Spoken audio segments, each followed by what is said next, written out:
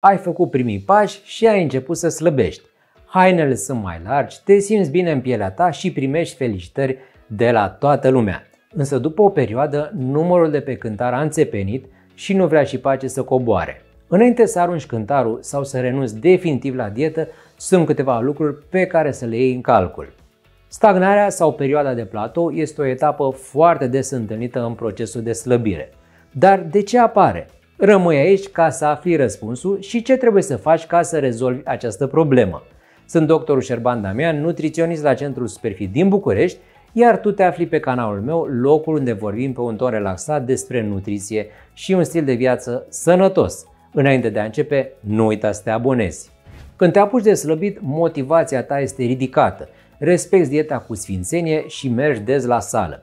Așa că în primele săptămâni vei observa o pierdere în greutate relativ rapidă, mai ales dacă ai de unde să dai jos, adică ai multe kilograme în plus. Pe măsură ce corpul se adaptează la noile restricții, s-ar putea să observi blocarea slăbitului care te poate nedumeri, frustra sau demotiva de-a dreptul. În această situație, multe persoane spun că nu pot să slăbească deși au încercat și renunță imediat să mai țină o dietă. Kilogramele pierdute dau năvală înapoi, adesea aducând și altele cu ele. Așadar, ce trebuie să faci ca să depășești perioada de stagnare în slăbire? Perioada de platou în slăbire nu înseamnă neapărat că faci ceva greșit, ci este o etapă în care corpul se adaptează la schimbări, la meniul diferit sau la mai multă mișcare. Slăbirea nu este un proces foarte agreat de organismul uman, deoarece în trecutul îndepărtat era sinonim cu lipsa hranei, de scăderea șanselor de supraviețuire. În prezent acest lucru nu mai este valabil pentru majoritatea dintre noi, însă corpul și-a păstrat setările din fabrică, așa că atunci când reducem drastic caloriile consumate, el încetinește anumite procese metabolice pentru a economisi energie. Pe de altă parte, stagnarea este cauzată uneori de revenirea la vechile obiceiuri alimentare, reducerea intensității sau duratei sportului, stresul, lipsa odihnei. Primul pas este să înțelegi din ce cauză nu mai slăbești. Un medic sau un nutriționist te poate ajuta să analizezi obiectiv situația. Dar până ajungi la specialist, iată câteva îndrumări. Asigură-te că ești în deficit caloric. Oamenii au tendința să subestimeze ce au mâncat și să supraestimeze efectul sportului pe care l-au făcut. Deși ți se pare că nu mănânci mult cantitativ, s-ar putea să consumi alimente foarte calorice. O soluție poate fi să-ți contorizezi caloriile consumate zilnic folosind o aplicație și un cântar de bucătărie ca să-ți monitorizezi cu mai multă precizie alimentația. Un jurnal alimentar este o altă idee bună pentru a vedea ce mănânci pe parcursul zilei. Chiar dacă ești nerăbdător să slăbești, evită deficitul caloric exagerat. Dietele care propun un număr foarte mic de calorii, sub necesarul metabolismului bazal, sunt de obicei sinonime cu înfometarea și greu de menținut pe termen lung. Alege un deficit caloric moderat, adică 3-400 de kilocalorii pe zi în locul unuia foarte mare. Slăbind într-un ritm lent sau moderat în loc de unul foarte accelerat, corpul se poate adapta mai ușor la schimbări, iar ție îți va fi mai ușor să-ți menții forma dorită și după terminarea dietei propriu-zise. Cântărește-te corect. Cântărește-te săptămânal sau de 2 ori pe săptămână, de preferat dimineața, după ce ai fost la toaletă și înainte să mănânci. Dacă te urci pe cântar de mai multe ori pe zi, diferența nu va fi dată neapărat de slăbire, respectiv depunere de grăsime, ci de consumul de alimente și retenția de apă. Află din acest clip cum să te cântărești corect. Crește consumul de proteine. Proteinele sunt de ajutor când vrei să slăbești, deoarece te fac să te saturi mai repede și țin mai bine de foame, astfel că ajungi să mănânci mai puțin. Datorită efectului termic al alimentelor, digestia proteinelor poate crește arderea calorilor cu 20-30% mai mult decât grăsimile sau carbohidrații. În plus, pot preveni pierderea masei musculare și scăderea ratei metabolice asociate cu slăbitul.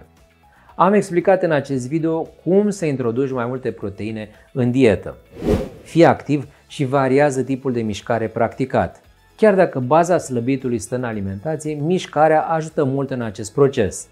Ca să te bucuri de o formă fizică excelentă, combină mai multe tipuri de mișcare, deoarece fiecare vine cu beneficii. De exemplu, un antrenament cardio arde mai multe calorii decât unul cu greutăți. Însă, antrenamentele cu greutăți de tip anaerob contribuie într-o mai mare măsură la dezvoltarea masei musculare, lucru important deoarece în repaus mușchii consumă mai multe calorii decât țesutul gras.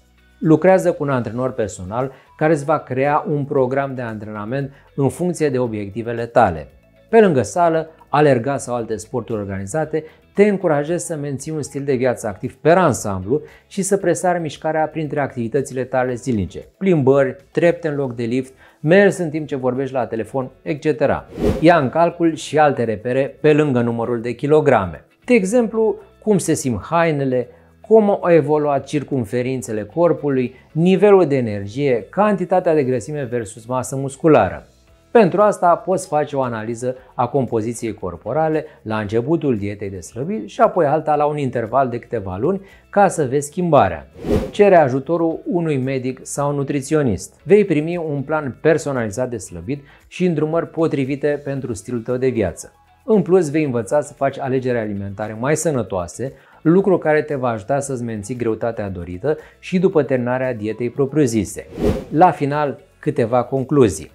Slăbitul nu este liniar. De obicei, pierderea în greutate are loc mai rapid la început, dar în următoarele săptămâni greutatea poate rămâne constantă sau chiar să crească ușor în ciuda menținerii deficitului de calorii stabilit. Vezi dacă sunt anumite elemente care în cazul tău au dus la stagnare. Poți să slăbești prin mai multe strategii, adică diete, însă până la urmă toate acestea se reduc la crearea unui deficit caloric. Poate ai fost în vacanță și ai mâncat mai caloric, ai avut o perioadă stresantă și ai ciugulit mai mult sau nu te odihni bine.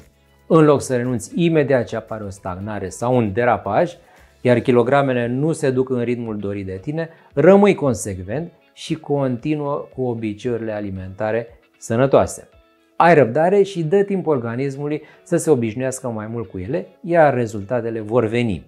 Sper că aceste informații ți-au fost de folos. Dă-mi un like și nu uita să te abonezi la canalul Dr. Damian.